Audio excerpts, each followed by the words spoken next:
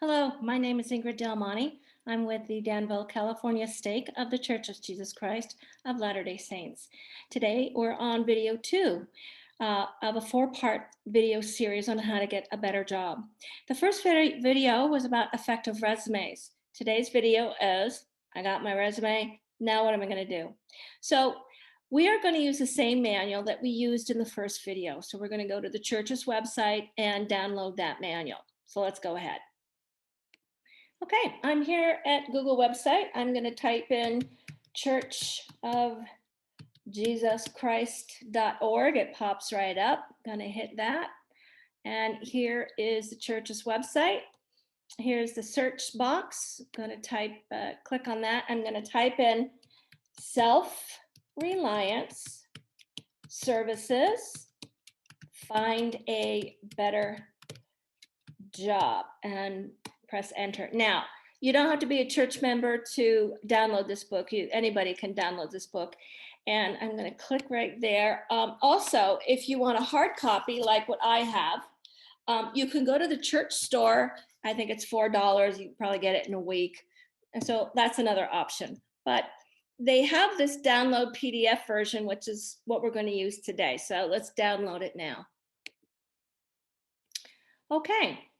The first thing people ask me is, I have my resume, what am I supposed to do with it? And so the first thing we need to do is to network.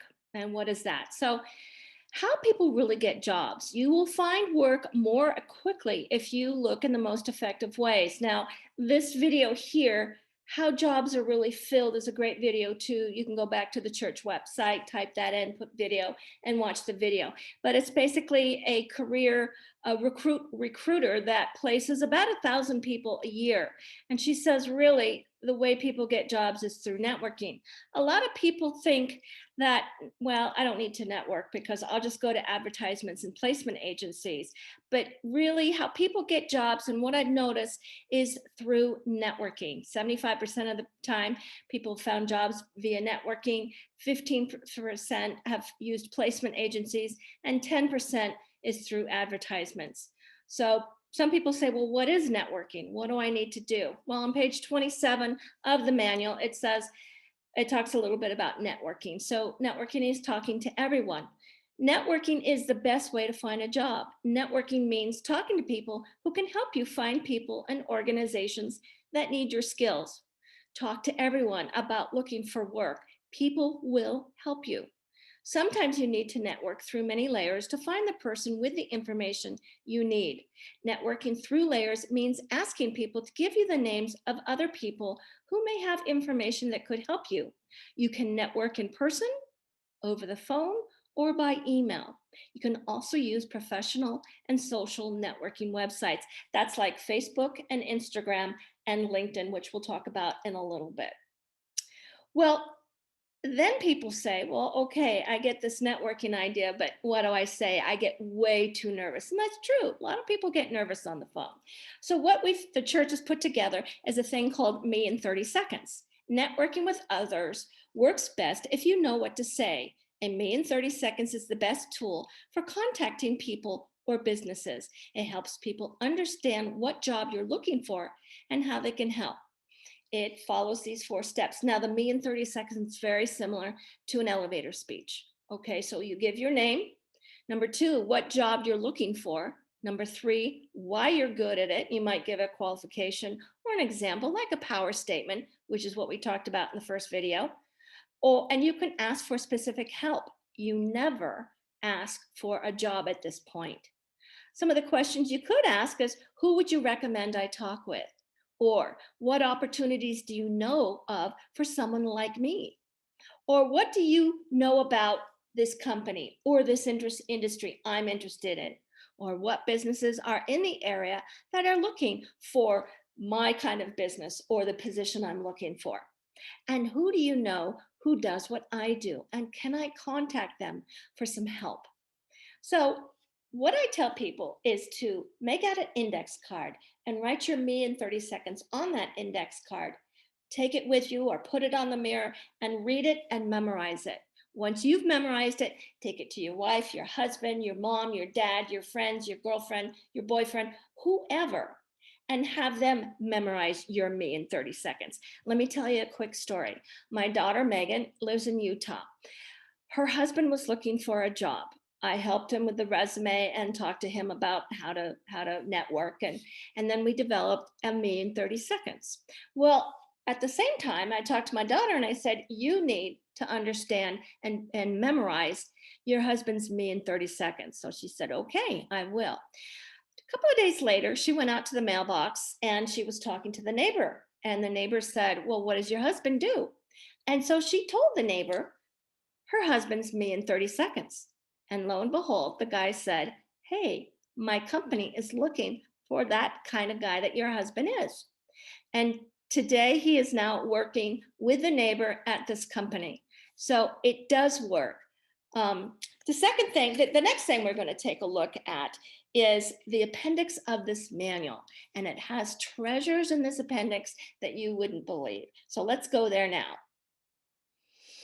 Okay, so I get the question and the concern that I get too scared when I get on the phone. I don't know what to say. I jumble my words. And I said, that's natural, no problem. So the appendix of this manual on page 198, it has a script that you can actually use. Writing scripts can be a great way to prepare yourself for effective interactions. This will help you sound more confident and have more success. To help you with this, here are some sample scripts for 3 basic scenarios for contacting people or businesses. I'll let you go through this, but this is great. I tell people to get their scripts ready and walk as you're talking on the phone. It sort of gets the nervousness out and the jitters out. There's another part of the manual, and it's contacting someone you were referred to. Again, a great script. Take it, fill it out, and when you're contacting these people, walk and read the script at the same time. Again, it gets the jitters out and it gets your hands doing something. Finally, there's another part in here called informational interviews. It's on page 201. I'm going to let you download the manual and read it, but informational interviews are fabulous. It allows the person to see you, to receive your resume and get a face to the resume. You can talk about a lot of different things, like the questions that we went over on the Me in 30 Seconds. But informational interviews are great. They've met you, they've seen that you're a nice person, and then 2 or 3 weeks down the road, if they hear of a job opportunity, they've got your resume. They know who you are. They'll feel confident about referring you to that job. Okay, we're going to go to LinkedIn. So let's do that now. So back on Google, I typed in linkedin.com and I'm going to press enter and up will pop the face page or the wall, similar to Facebook. I'm going to put in here the name of Scott Chestnut. Now, who is Scott Chestnut? Scott Chestnut is my older brother, and I have permission to use his LinkedIn page. My brother Scott is an electrical engineer and a computer science engineer. So, and he works in the tech industry. The nice things I like about his LinkedIn profile are many. One, he doesn't have any shadows on his face. He's smiling. There's no shadows. You can see his whole face. It makes him approachable. It makes him feel like, yeah, I like that guy. I think I can go talk to him. The other thing is he's talked to me a little bit about the kind of work he does, and it really goes in one ear and out the other. It's very complicated. But what I love about his LinkedIn page is this is what he does. Anything related to automatic test of any type of integrated circuit. Well, brilliant, succinct, to the point, to a very complicated job that he has. The other nice thing I love about Scott is he's got his specialties, impossible problems. Now, some people will laugh at that, but I'm telling you, Scott has awards for solving impossible problems. So he has the right to put that tag on his LinkedIn account. I just love that. Now, here's his experience. And this is where you take the resume that we worked on the first video and all that context, of experience, and you put it on your Facebook, on your LinkedIn page. This is where you're going to be putting the power statements that we talked about in the first video, if you remember that. This is very important. Also, if your resume is too long, you want to shorten the resume, you can always put extra information on LinkedIn. That's okay. So if people want to know more, it's there on your LinkedIn page. But the thing I want to show you about Scott's page is his skills and endorsements. Now, skills and endorsements, remember on the resume section of the video, I talked about having your skills on your resume. Well, this is where you're going to put your skills on your LinkedIn account. What's a really great thing on LinkedIn is you put your skills and then see these blue crosses? You can actually have people go in and endorse your skill. So if you see Scott has testing here and number 25, you click on the 25, and these are 25 people saying, Yahoo, Scott knows testing like nobody's business. And that is the way it should be. You should have people coming into your LinkedIn site and endorsing you and giving you the accreditation and the verification that you know what you're doing in this skills area.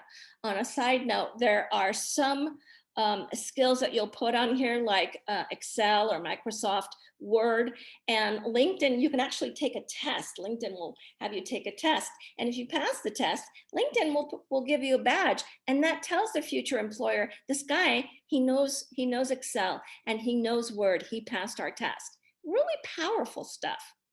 The other thing I love about LinkedIn is you have a space for recommendations. And Scott has some really nice, glowing recommendations. He works hard, he does a good job, and it shows in these recommendations. So you got an opportunity to get people, your family, your friends, your community, your peers, your old boss, your professor, anyone to come in and say, yes, I know this person and he does have this skill. Press on the blue cross, up pops a menu, you fill it out, and you're on your way. Okay, some people say, I don't know how to do a LinkedIn account. Now, that's okay. You can go to a web browser and type in how to set up your LinkedIn account. And what will pop up is a number of articles about how to set up a really good LinkedIn account. I also suggest people go to a person who they admire and see how they set up their LinkedIn account. Also, go to people that are in the same industry as you and kind of check out what they did for their LinkedIn account. You can always copy them, and it's okay to do that. Okay, so now we've talked about networking. We've talked about me in 30 seconds, that elevator speech.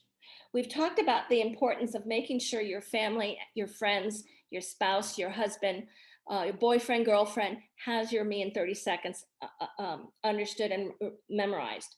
We've also talked about LinkedIn, the importance of endorsing, of how to get that LinkedIn site just right by looking at other people's and by typing it in Google and getting some articles about it. Well, there are other job sites that you can look at. There is Indeed.com. There's Glassdoor.com. There's actually LinkedIn. They have a whole separate job search. LDSjobs.org. Now, if you go in there and you sign up and you don't have a member number, don't worry. Just pass it on through and keep going. But they have a great job search section. ZipRecruiter, another place to look. Now, there are some jobs that you're not going to find in those typical recruiting sites. If you want to be a graphic designer, you can go to these sites, but some graphic designers, they have their own recruiting website, so you might want to check that out. There are, if you want to be a high school teacher, the state of California has its own site just for teachers. If you want to work for the California government, they have their own site.